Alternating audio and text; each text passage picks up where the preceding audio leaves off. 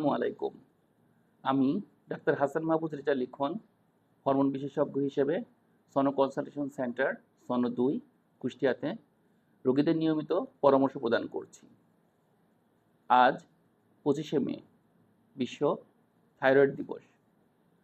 Thyroid দিবসের প্রতিপাদ্য হচ্ছে থাইরয়েড রোগ সম্পর্কে সচেতনতা তৈরি, দ্রুত রোগ নির্ণয় এবং তার চিকিৎসা। আর এবারের 2025-এর থাইরয়েডের প্রতিপাদ্য হচ্ছে thyroid disease and artificial intelligence. বর্তমানে পৃথিবীতে প্রায় 200 মিলিয়ন মানুষ থাইরয়েডের বিভিন্ন ধরনের রোগে আক্রান্ত, যার প্রাদুর্ভাব বাংলাদেশে 20-30% জনগোষ্ঠীর। থাইরয়েড গ্রন্থি একটি গুরুত্বপূর্ণ এন্ডোক্রাইন গ্রন্থি, যা হতে থাইরয়েড রস নির্গত হয়। এই থাইরয়েড রস শরীরের মেটাবলিজম, গ্রোথ এবং ডেভেলপমেন্টে গুরুত্বপূর্ণ ভূমিকা পালন করে। থাইরয়েড রসের আধিক্য বা কমে গেলে শরীরের বিভিন্ন ধরনের লক্ষণ দেখা দেয়। আজ আমরা থাইরয়েডের খুব কমন কিছু ডিজিজ এবং তাদের লক্ষণ নিয়ে কথা বলবো। প্রথমেই হাইপোথাইরয়েড।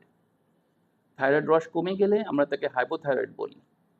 এক্ষেত্রে যে লক্ষণগুলো দেখা দেয় তা হলো শরীরের ওজন বৃদ্ধি, শারীরিক দুর্বলতা, ক্লান্তি বা অবসাদ, ত্বক শুষ্ক, অতিরিক্ত ঠান্ডার প্রবণতা, মেয়েদের ক্ষেত্রে অনিয়মিত মাসিক হওয়া, মাথার চুল পড়ে যাওয়া, কিছু কিছু ক্ষেত্রে মাইগ্রেন এবং গিরায় গিরায় ব্যথা অনুভূত হয়। হাইপারথাইরয়েড। থাইরয়েড রস বেড়ে গেলে আমরা তাকে হাইপারথাইরয়েড বলি। এক্ষেত্রে যে লক্ষণগুলো দেখা যায় তা হচ্ছে শরীরের ওজন কমে যাওয়া, হৃদস্পন্দন অস্বাভাবিক বেড়ে যাওয়া, ঘুমের ব্যাঘাত, ক্লান্তি বা অবসাদ, অতিরিক্ত ঘাম বা গরমের প্রবণতা। এক্ষেত্রে রোগীর নার্ভাসনেস কাজ করে এবং বারবার টয়লেটে যাওয়ার টেন্ডেন্সি দেখা দেয়। এছাড়া আরও কিছু টার্ম আছে, যেমন গয়টার বা গলগণ্ড। আয়োডিনের অভাবে অথবা অন্যান্য ইনফ্লামেশন থেকে গলগণ্ড হয়। Thyroid nodule. থাইরয়েডের গ্ল্যান্ডের ভেতরে যদি লাম্প অথবা অস্বাভাবিক গ্রোথ হয় তবে আমরা তাকে থাইরয়েড নোডুল বলি। হাইপো বা হাইপার যে লক্ষণই দেখা দেখ না কেন, রোগীদের উচিত একজন থাইরয়েড হরমোন বিশেষজ্ঞের শরণাপন্ন হওয়া। এক্ষেত্রে আমরা যা করি তা হচ্ছে রোগীর হিস্ট্রি নেওয়া হয়, তারপরে রোগীকে থাইরয়েড ফাংশন টেস্ট করতে দেওয়া হয়। গয়টার বা গলগণ্ডের ক্ষেত্রে রোগীর থাইরয়েড স্ক্যান, আল্ট্রাসোনোগ্রাফি এবং এফএনএসি অফ থাইরয়েড করতে দেওয়া হয়। চিকিৎসার ক্ষেত্রে মূল লক্ষ্য থাকে থাইরয়েড হরমোনের মাত্রাকে নিয়ন্ত্রণে রাখা।